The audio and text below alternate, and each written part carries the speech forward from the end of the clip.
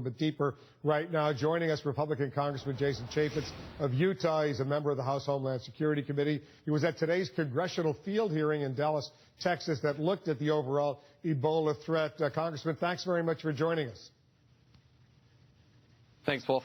Are you satisfied with the measures being put in place here in the United States to prevent the spread of this disease?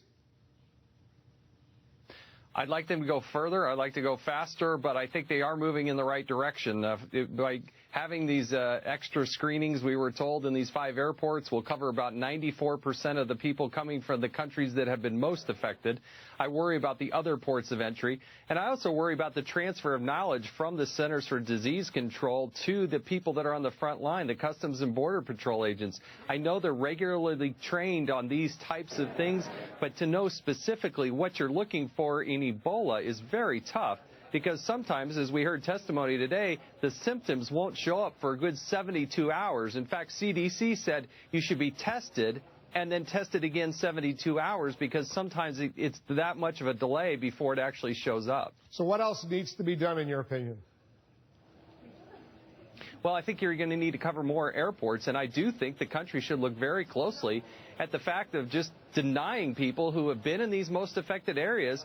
Maybe we should deny them entry into the United States for the next 60 days or so and give them that period of time. Say, if you've been to one of those countries, you're just not coming back to the United States of America.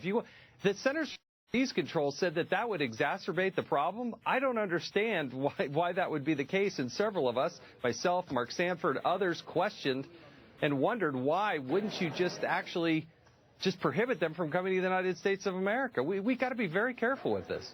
It's a serious problem, clearly. Let me get your reaction. Representative Duncan Hunter, your Republican colleague in the House of Representatives, he said earlier this week that there have been at least 10 ISIS fighters, terrorists, that crossed into the United States from Mexico. Earlier today, he clarified his remarks to CNN's Stephanie Elam. I want you to listen to this.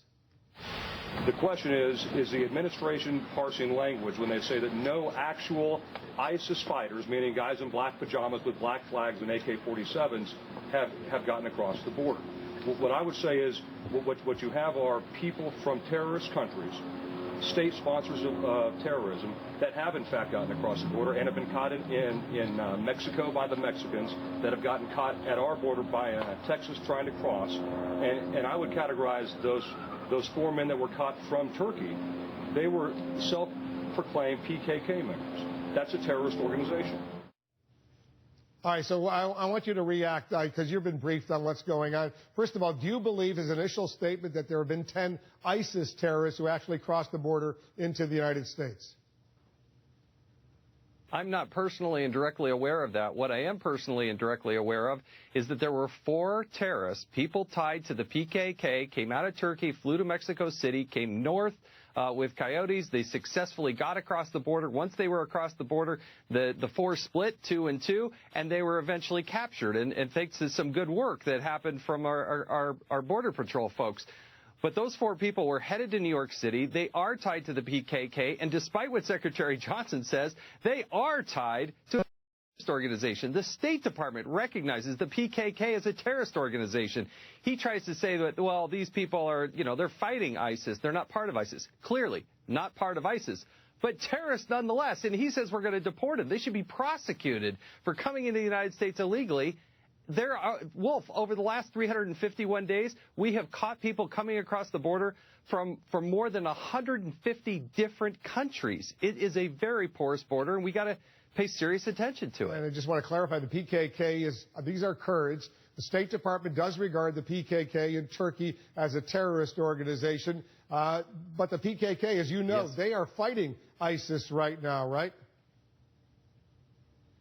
I don't buy the idea that, well, just because they're the good terrorists, that this is a good thing for the United States of America. Why were they going to New York City?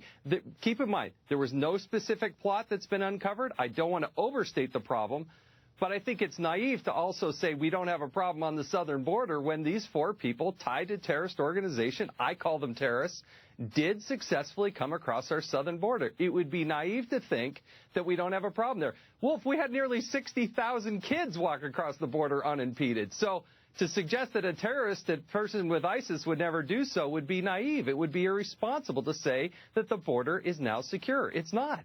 Well, do you have any reason to believe those 4 PKK guys who came illegally into the United States through the border with Mexico were plotting some sort of terrorist operation in the United States? There is no specific terrorist plot. I want to be crystal clear. What I'm concerned about is at least one of them self-identified as being associated with the PKK. They're on the State Department list as a terrorist organization, and that is what is worrisome. For Secretary Johnson to say nothing happened like that, we got to be very careful with the words we select. But that did happen, and it happened on September 10th, the day before the anniversary of our most horrific event. He did acknowledge today, the Secretary of Homeland Security, Jay Johnson, at a forum here in Washington, that 4 PKK guys did cross into the United States from Mexico, and that they were apprehended. But he's making it clear, and the Department of Homeland Security is making it clear, there's no indication that 10 ISIS terrorists actually crossed the border. That was the original allegation made by Duncan Hunter, and I guess that's the nuance, right? I'm not aware of anybody specifically tied to ISIS. I am aware of people that have crossed the border, and these are just the ones we know of, right? Just the ones we caught came from Syria. They come from Iran. They have come from Iraq.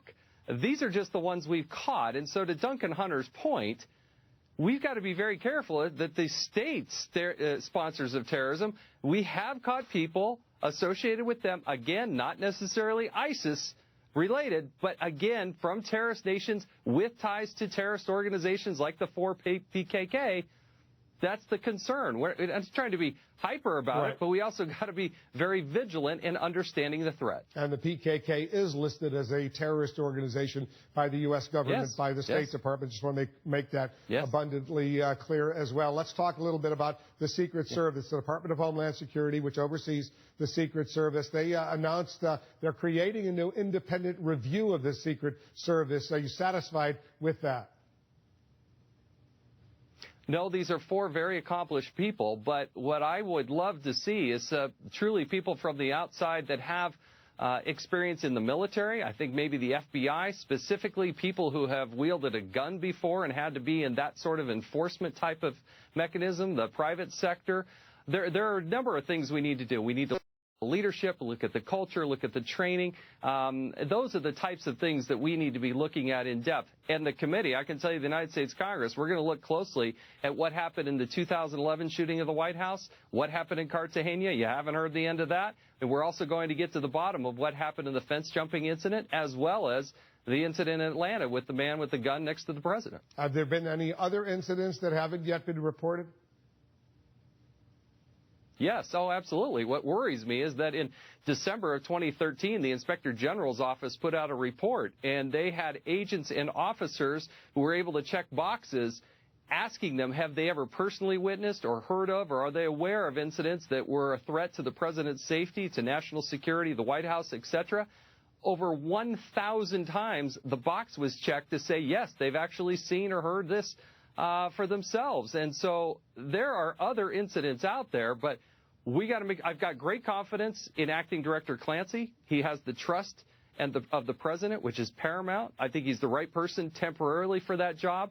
But I think the new director really, truly, probably should, Wolf, come from the outside. If you're going to change the systemic problems in the Secret Service, you're going to need to bring somebody in from the outside. If you want different results, you're going to have to put in somebody different. Very quickly, because we're out of time, do you believe the president, the first lady, the first family are safe right now? I think they're safer now, given the highlight over the last couple of weeks. The more I've seen, the more worried I've become. But you got to pray for those men and women who are on the front lines protecting the president. Never, ever can anybody get to him, ever. Representative Chaffetz, thanks very much for joining us. Thanks, Wolf.